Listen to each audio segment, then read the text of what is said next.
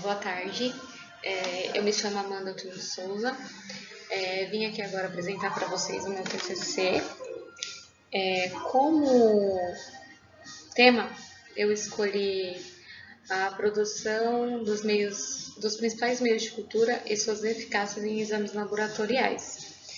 Tá? Mais para frente eu vou explicar para vocês quais foram os materiais utilizados e quais exames de rotina que eu escolhi, tá?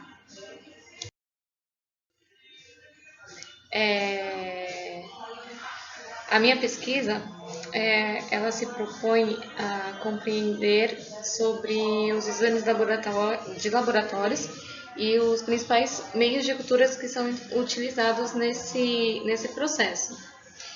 Para a realização do trabalho, eu utilizei artigos e publicações no decorrer de 2000 a 2020, para a parte teórica. A coleta de dados que eu utilizei nesse período de 2000 e 2020 foi entre os meses de outubro e novembro.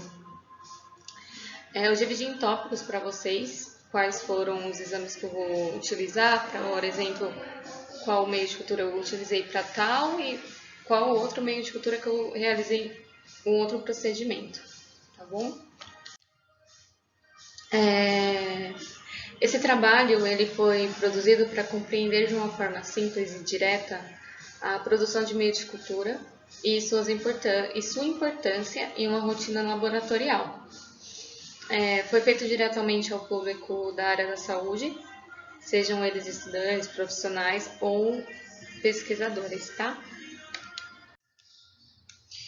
E aqui eu vou falar um pouco dos exames que eu selecionei para estar falando no meu trabalho, tá?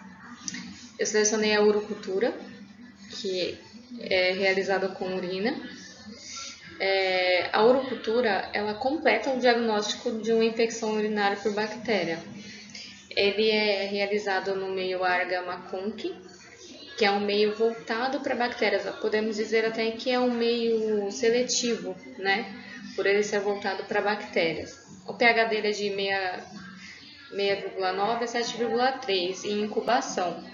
A leitura desses exames, desse exame, ele pode ser feito em 24 a 48 horas, tá? E observar um crescimento de colônias. Se não houver o crescimento de colônias, negativo. Crescimento de colônias, positivo. Utilizei também a hemocultura, que ele é feito em também um meio específico, como o agar-sangue. Eu, conversando com algumas pessoas que trabalham no Instituto Adolfo Lutz, na produção dos meios de cultura, eles falaram que para o agar-sangue, eles utilizam bastante o sangue na produção, né? O sangue de carneiro e o sangue de cavalo. Ele fica em torno de 7, 7,3 do pH. Ele identifica bactérias, né, da corrente sanguínea. E um exemplo dessas bactérias pode ser o Streptococcus, Staphylococcus, bacilos gram-negativos.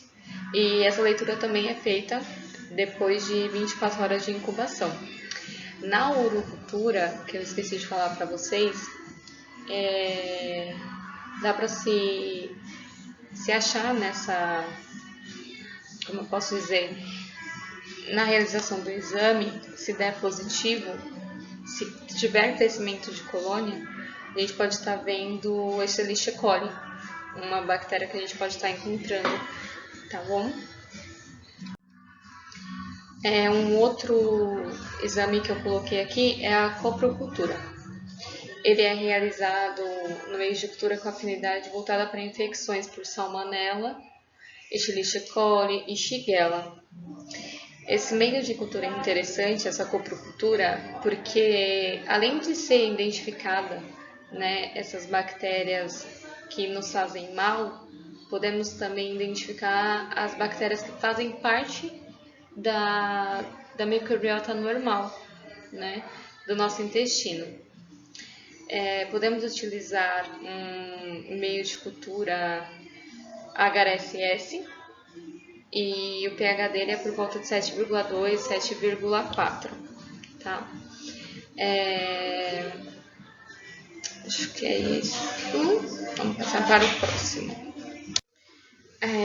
O material e métodos que foi utilizado para a realização do meu trabalho nessa pesquisa foi coleta de dados.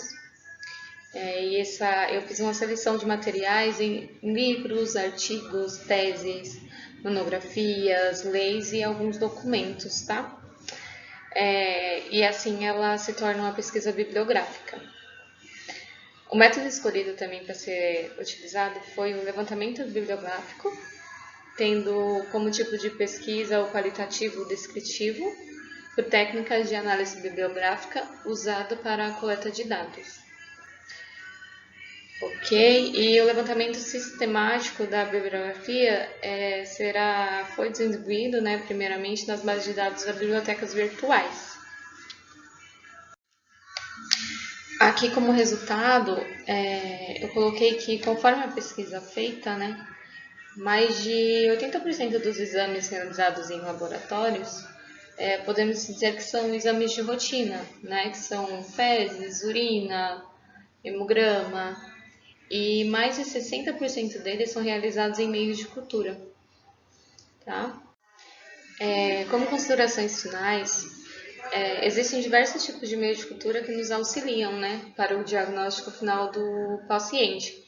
Ele não fecha diagnóstico.